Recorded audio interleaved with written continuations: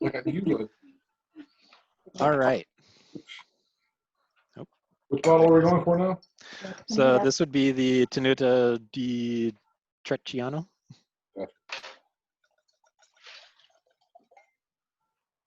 Oh, fancy, Lisa. Much smaller pour this time.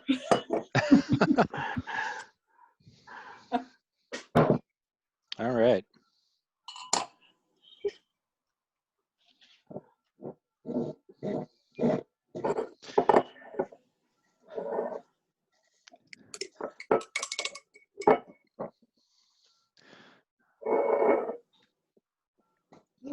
I'll wait for everyone to get done pouring, and then we can go through our sights and smells. Hey, Palos, you need me to come over there and help you?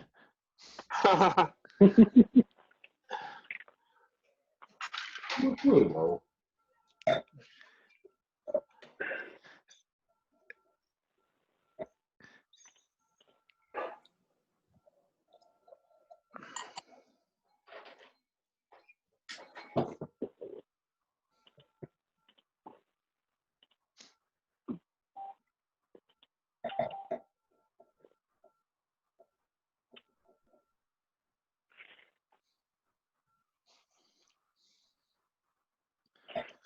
Oh, for everybody else, what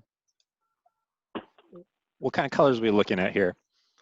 Actually, I think until because there's particular connotation to each. So how about I'll do the sight part, and then yeah, in kind of wine terms, and then we'll kind of go into everybody else for smell. So for me, this is definitely more on the red side. Like most of our other wines up till now have been more in the purple range. So this is actually one of our first that's kind of on that red side. And so the classification that I would give this is between a pale and medium ruby.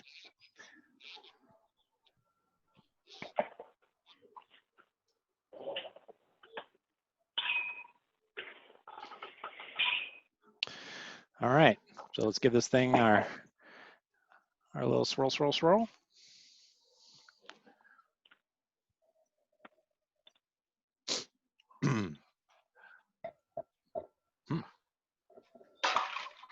Now, here's the other thing too, is that for the most part, we've been drinking a lot of New World.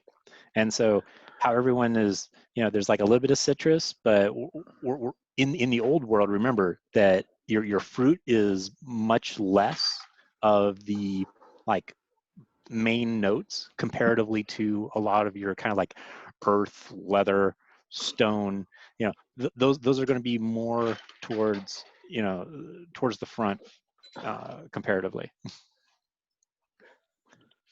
But it's more like they're balanced instead of it just being a big fruit bomb.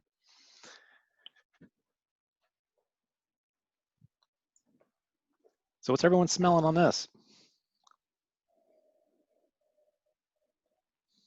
All right, call me crazy, but I smell butterscotch. Butterscotch? Okay. I got like Oh, smoke and black fruit.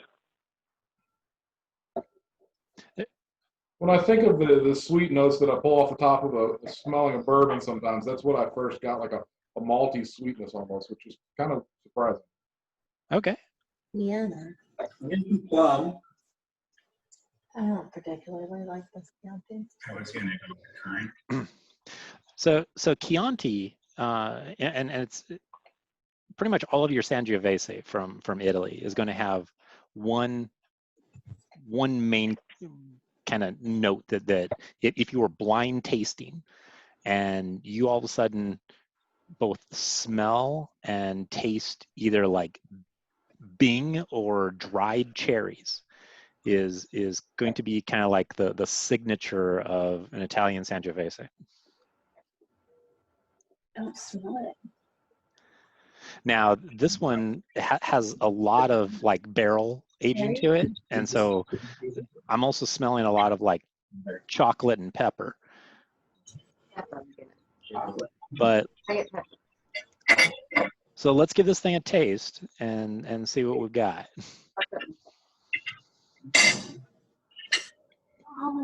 Oh yeah, send you a baby. That's good. Oh, it's really sweet on the end. There's the chocolate. So to me, this one is definitely more, or should I say, less Bing cherry and more kind of on that dried to dark cherry range. I love it. Oh, I don't like it with the peach. Really? Not at all. Don't like it with the which? Oh, with the peach? Oh, no. No.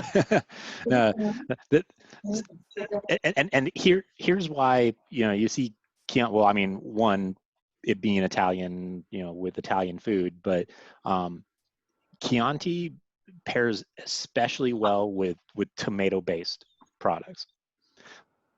So, for if you want the perfect thing to pair with, say, pizza, Chianti is it. Right here. Yeah, I love. Yeah. But pretty much, as long as it's a red sauce, tomato based, you can't go wrong with a Chianti.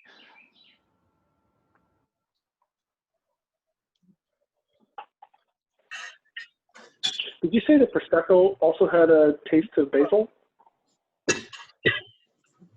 No, not the Prosecco. The Falangina, to me, had a bit of like a grassy note to it, which then told me that pairing with the basil was going to really kind of come to the forefront if you have it with it. Not with the peach. Say like me, I actually went with a focaccia and some pizza sauce. Ah, that's what we've got.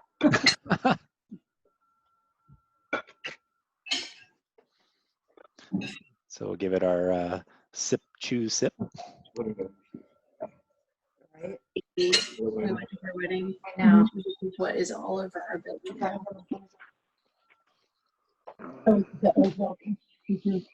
She's like, So does it smell similar to the Porta?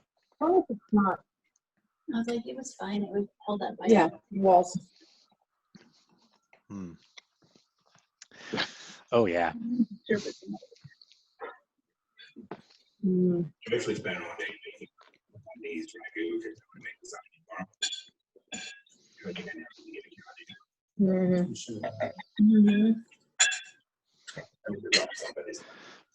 So for those of you with like marinara, I think some of the people out there actually had was it ravioli? I've been watching all the YouTube videos. Sure. I'm so full. I don't know that. Smoking Lucky Strikes, huh? But yes, smoking will definitely numb your taste buds to enjoy much more than the most powerful of flavors.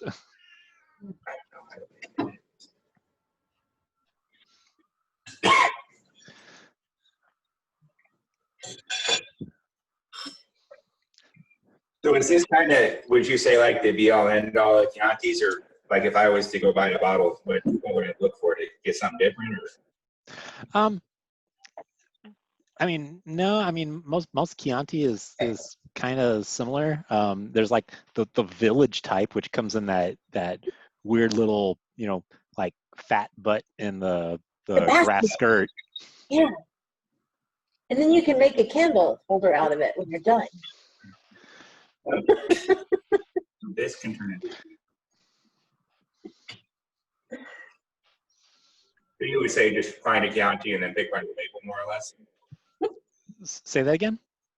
If you go to the Chianti section and just kind of pick by whichever label looks coolest or the nice name. For the most part, I mean, I would still kind of, you know, if you don't have it yet, download the Vivino app. Oh, I love Vivino. It's my favorite. Yeah. I use it all the time. So that way, if you're, you know, if you're kind of like up in the air, like, okay, here's my price point, you know, I'm looking for a Chianti around 17 to 20 bucks. You know, kind of look through those and snap a couple. All you pretty much do is just, you know, take the app and you know, point it at the label and you know, hit snap a picture. And then for the most part, it's able to find that exact wine and year, and then kind of give you like both its rating and then also what everybody else is, you know, kind of rating it as well. A great app. That's impressive. But Even when I'm just using a camera app, I have trouble getting the entire label in the photo.